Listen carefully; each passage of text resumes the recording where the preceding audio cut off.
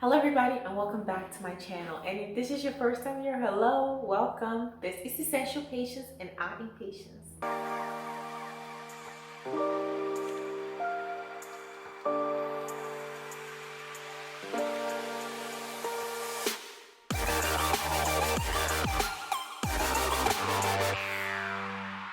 And in today's video, we are going to be talking about the most damaging hairstyles. Some styles are protective styles, others can be damaging, and sometimes they're not mutually exclusive.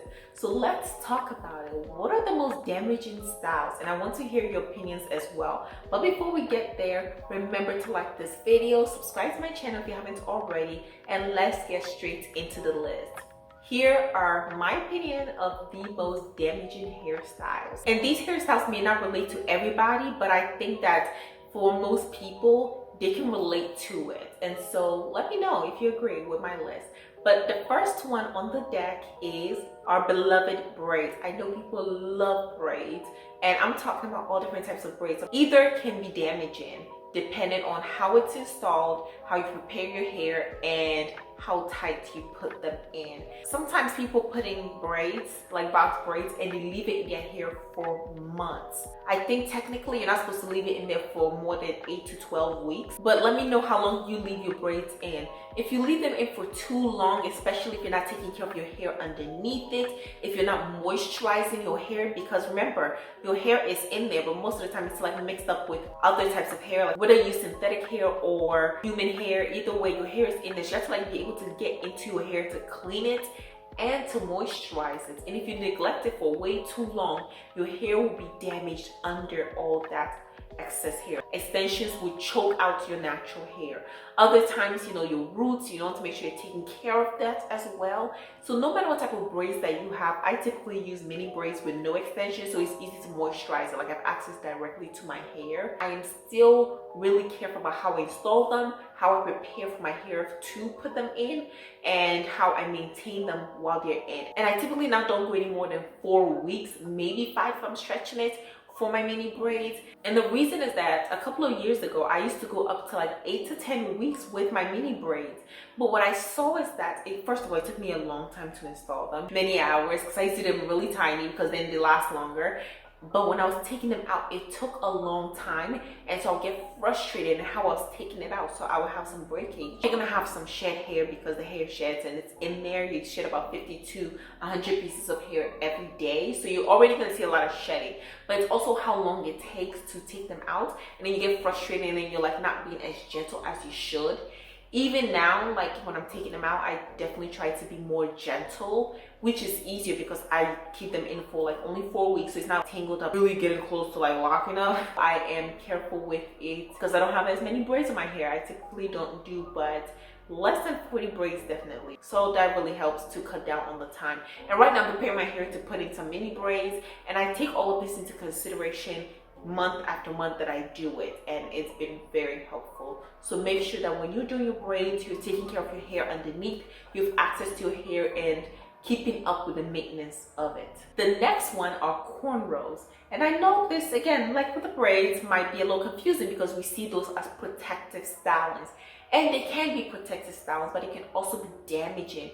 And with the cornrows, it's all about the braiding technique and how tightly it's braided. Because I've had cornrows like maybe 3 times, maybe 4 at most. Sometimes they be quite tight, and it takes about a week for me to like get a peaceful night's sleep. Head is hurting, and then especially if like they braid the edges, because I don't like leaving edges out because I don't do slick back edges, baby hairs. But then it's like when they braid the top of your head and it hurts. And then also like the back of my head, like where the cornrows typically end, it gets stuck on your, they call it a kitchen. I don't know, if you know the pain I'm talking about, you definitely know. So somebody like, oh, you mistakenly like raised your cornrows like a little high, like it feels tight and it can hurt. And sometimes you can even get irritation back there as well as the edges of your head. So making sure that when you do your cornrows or you get them done, speaking up about if it's too tight. I know that we want it to last longer, and if you do it loose, it doesn't last as long. But other times, if we do it too tightly, we might not just be losing money and sleep, but we're also going to be losing our hair follicles. So being gentle with our hair and not putting too much tension on the cornrowing process. Nowadays, I don't really do cornrows because I can't do them myself. The last time I had my cornrows done was probably like 2021. I don't know, I'm not crazy about it. The third style that can be very damaging are sew-ins. I heard this horror story about this lady who went and got her sew-ins done, and this one takes several things because you're talking about the braiding process that is underneath the sew-in, how the person does it, and then the actual sewing in of the hair. I've never had a sewing done, so I can't really tell you exactly the process, but what I would say is that back to that horror story, hers were very tight, and at first she thought it would be normal, and then she kept getting pain and pain to the point where she started taking it down. She saw that her scalp was basically bleeding, and that was such a sad reality for her. She ended up losing a lot of hair, having to start all over again. That's something that can happen. I think that's few and far between, but the irritation that goes onto your head when you keep your sewing for way too long as well can be damaging. How do you maintain the hair underneath while it's being covered up by the hair that's sewn in?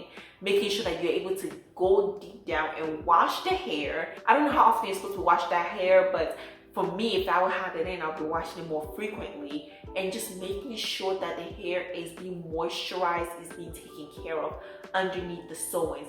People who leave their sewings for months at a time can be very damaging because of the tension that goes into your head. It's also the fact that your hair is being neglected, and that is damaging to your hair follicles. And because of this damage, a lot of people have moved towards lace front wigs. Lace front wigs can be damaging, especially with the glue. When you see sometimes people who use a lot of lace front wigs, they have like almost like no edges because the glue has literally rip them out. Sometimes people are not crazy about edges. I've seen other people, you know, who have taken off the edges. I'm not crazy about edges either. But what it does is it starts to itch up your other side of your hair, especially if you're not taking care of your hair underneath the lace front. I know some people will braid it up and then they would basically leave it for like a month and then just be switching wigs.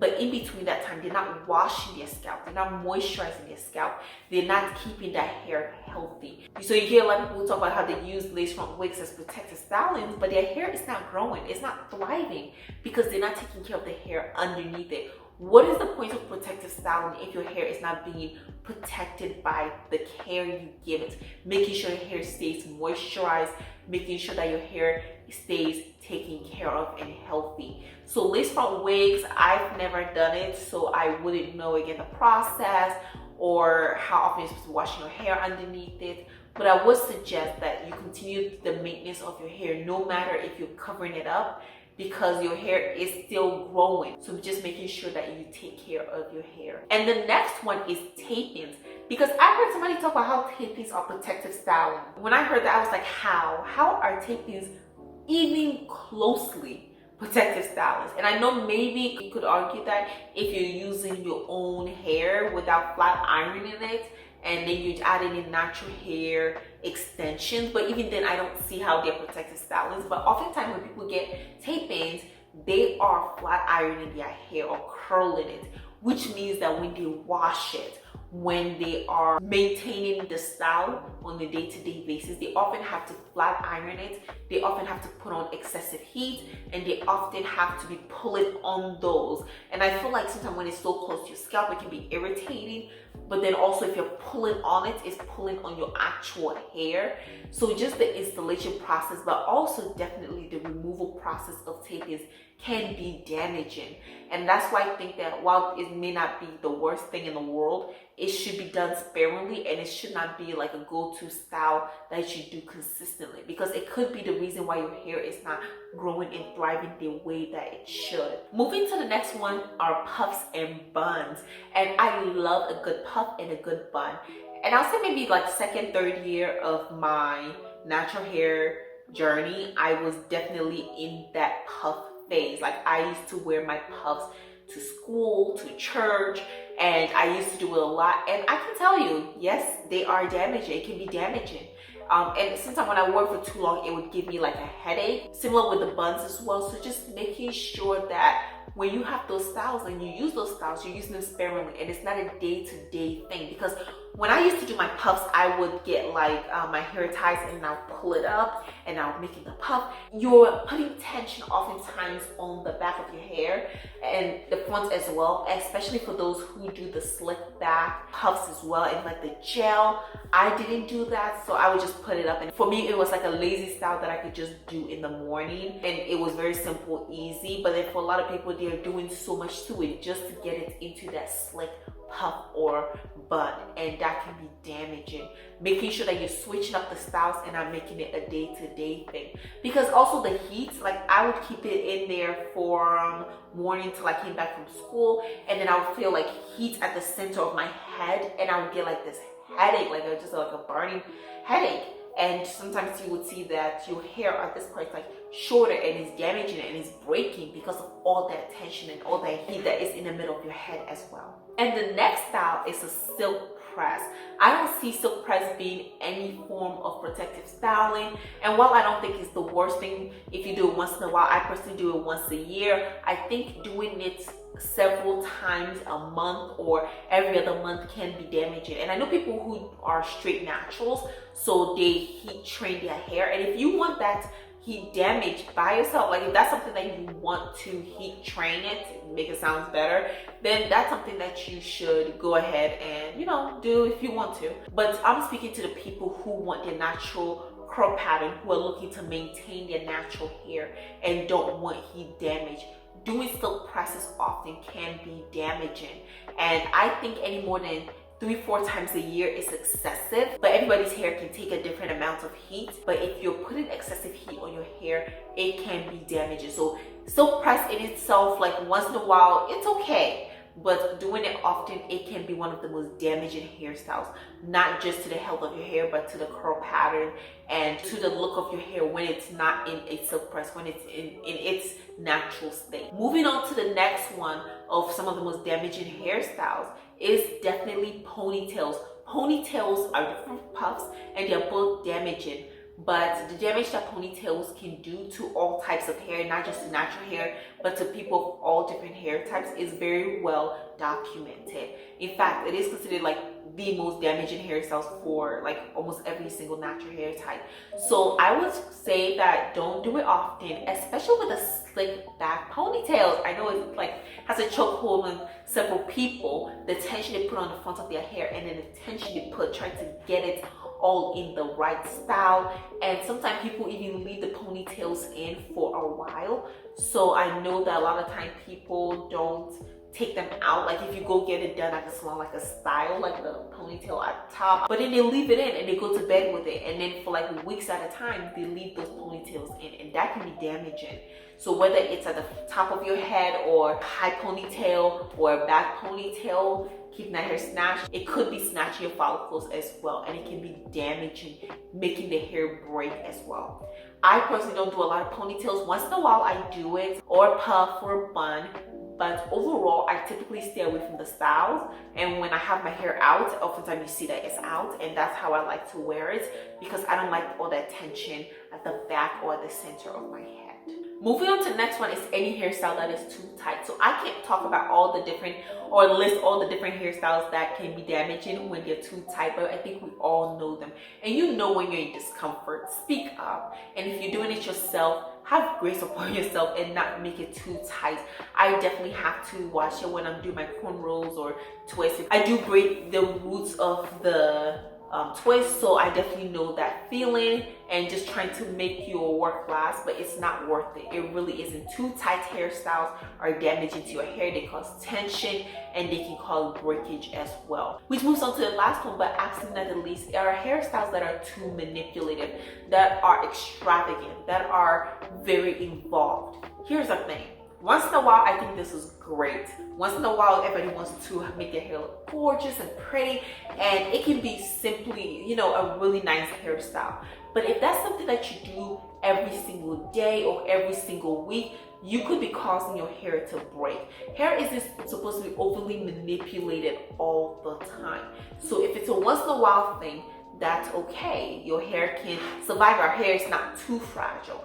But if you're doing it over and over and over again, as nice as it looks, it can be damaging on our hair. So it's important that we take the time to analyze our hairstyles. What are we doing that is too tight, that is causing breakage, that is taking on too much heat? But then again, what we can do better, and that's the most important thing. What can we do? What can we improve? And I've definitely improved a lot of stuff in my natural hair journey. I don't wear puffs as much anymore. Like I said, I hardly ever wear ponytails. I don't put excessive heat on my hair. I limit definitely how manipulative my hairstyles are, and that has really been helpful in these past 5 years of growing my hair. So with that, I'm bringing this video to an end. Thank you so much for watching. Like this video, subscribe to my channel if you haven't already, and let me know in the comment section, what hairstyles do you consider very damaging? Or are you guilty of wearing any of these damaging hairstyles excessively? And ring notification bell because I post 2 videos a week on Tuesdays and on Fridays. Thank you so much. Come on over. There'll be a new video waiting for you. Thank you again, and I'll see you in the next one. Bye.